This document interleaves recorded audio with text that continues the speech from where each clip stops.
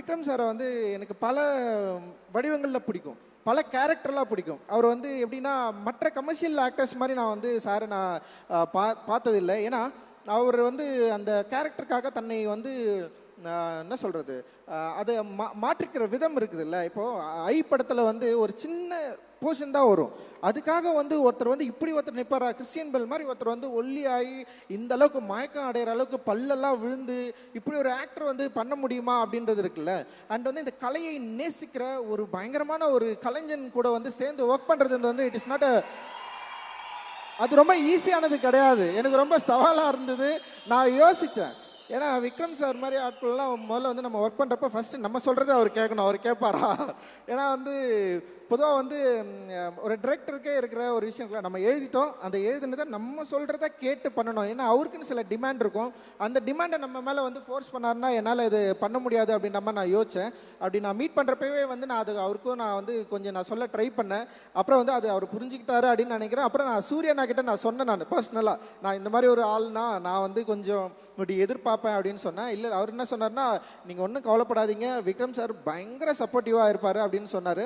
And வந்து நான் கதை கூட எனக்கு சரியாக சொல்ல வரல, அப்படி தான் நான் ஒரு கதையை சொன்னேன் நான். ஆனால் அந்த கதையை வந்து என்னோட ஆத்மாவுக்குள்ளேருந்து புரிஞ்சுக்கிட்டாரு அப்படின்னு நான் நினைக்கிறேன் ஆக்சுவலி.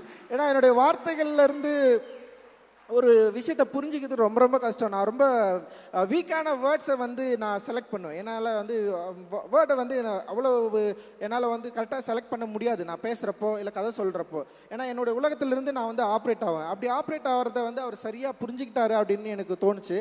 அண்ட் விக்ரம் சார் வந்து ஒத்துக்கின உடனே உண்மையிலே வந்து ஒரு பெரிய சவால் அன்றைக்கி தான் எனக்கு என் லைஃப்பில் வந்து ஸ்டார்ட் ஆச்சு அப்படின்னு நான் நினைக்கிறேன் நான் ஆக்சுவலி.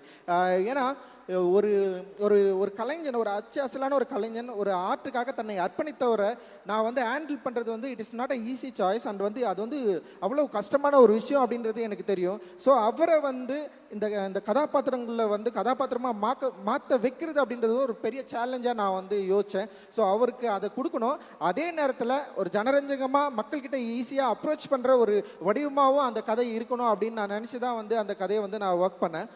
அந்த கதையை எழுதி முடிச்சதுக்கப்புறம் வந்து அந்த கதை வந்து என்னை வந்து பல இடங்களில் வந்து என்னை வந்து ட்ராவல் பண்ணிச்சு. நான் நிறைய விஷயங்களை வந்து நான் வந்து தெரிஞ்சுக்கிட்டேன். அந்த கதை எழுதுகிறப்போ என் கூட இருந்த தமிழ் பிரபா அண்ட் வந்து அழகப்பெருவன் அண்ணா இவங்க கூட வந்து பெரிய டிஸ்கஸ் பண்ணேன். தமிழ் பிரபாவும் எனக்கும் வந்து பெரிய டிஸ்கஷன் ஆச்சு.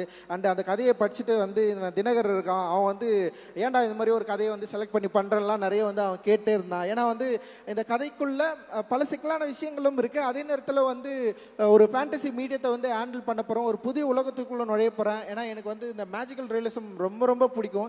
அந்த மேஜிக்கல் ரியலிசத்தை வந்து கொஞ்சம் இந்த கதையில் வந்து ஹேண்டில் பண்ணலாம் அப்படின்ற மாதிரி வந்து நான் ட்ரை பண்ணுறேன். ஒரு புதிய ஜானரை நோக்கி இந்த படம் போகுது அப்படின்னு எனக்கு தெரியும். ஸோ அப்படி அந்த உலகத்தில் நுழையிறப்போ எனக்கு வந்து ரொம்ப சப்போர்ட்டிவாக இருந்தது இவங்க எல்லாருமே தான். அண்ட் வெரி கான்ஃபிடென்ட்டாக இருந்தது. அந்த கான்ஃபிடென்ட்டோடு தான் வந்து நான் இந்த படத்துக்குள்ளே போனேன். அண்ட் வந்து விக்ரம் சார் வந்து அதை ரொம்ப பயங்கரமாக ஈஸியாக மாற்றினார் என்ன செட்டில். அது வந்து ரொம்ப சாதாரண விஷயம் இல்லை. இந்த ஃபர்ஸ்ட் டேவே வந்து நான் எதிர்பார்த்த ஒரு தங்கலானா வந்து அப்படி நின்னார் அவர். அண்ட் ஒரு காடையனா வந்து நின்னார். It is not a easy, very tough. ஒரு காடையன், அதாவது தங்கலான் வந்து கொஞ்சம் பீரியடுக்கு முன்னாடி, காடையன் இன்னும் பின்னாடி. அப்படி இன்னும் பின்னாடி இருக்கிறப்போ வந்து காடையனுடைய உடல் வடிவமைப்பு அண்ட் வந்து அதோட ஸ்டேஜிங்கு இது எல்லாமே அண்டு படம் ஷூட் போகிறதுக்கு முன்னாடி வந்து ரிஹர்சல்ஸ் வந்து இருந்தது, அதுக்கும் வந்தார். ஒரு பெரிய பயங்கர சப்போர்ட்டிவாக இருந்தார். அண்ட் அந்த படத்தை வந்து அவர் நடிக்கிறப்போல அது வந்து ஒரு பெரிய ஒரு ஆக்சுவலி வந்து ஒரு ஸ்கூல் மாதிரி தான் எனக்கு வந்து தெரிஞ்சது. ஒரு ஆர்டிஸ்ட்டை ஒரு ஹேண்டில் பண்ணுறது வந்து எப்படி அப்படின்றத வந்து நான் வந்து கற்றுக்கிட்டேன். ஆக்சுவலி பயங்கரமாக ஒரு என்ன சொல்கிறது, ஒரு ஆசிரியரை ஷேப் பண்ணுறது வந்து it is not easy, right? நம்ம வந்து ஒரு மாணவனை ஷேப் பண்ணலாம், ஒரு ஆசிரியராக இருக்கிறவர் வந்து நம்ம வந்து அவரை வந்து ஸ்டேஜ் பண்ணுறது, நடிக்க வைக்கிறது, அவர் நம்ம சொல்கிறத கேட்குறது. இப்போ அவரே சில விஷயங்கள் சொல்லுவார், ரஞ்சித் இப்படி பண்ணலாமான்னுவார். எனக்கு என்ன பண்ணணுன்னா வந்து அப்படி கேட்டாரேன்னு சொல்லிட்டு யோசிச்சு பண்ண வேணான்னு தான் சொல்லுவேன். சார் வேணாம் சார், இதுதான் எனக்கு வேணும் அப்படின்னு சொல்லுவேன் நான்.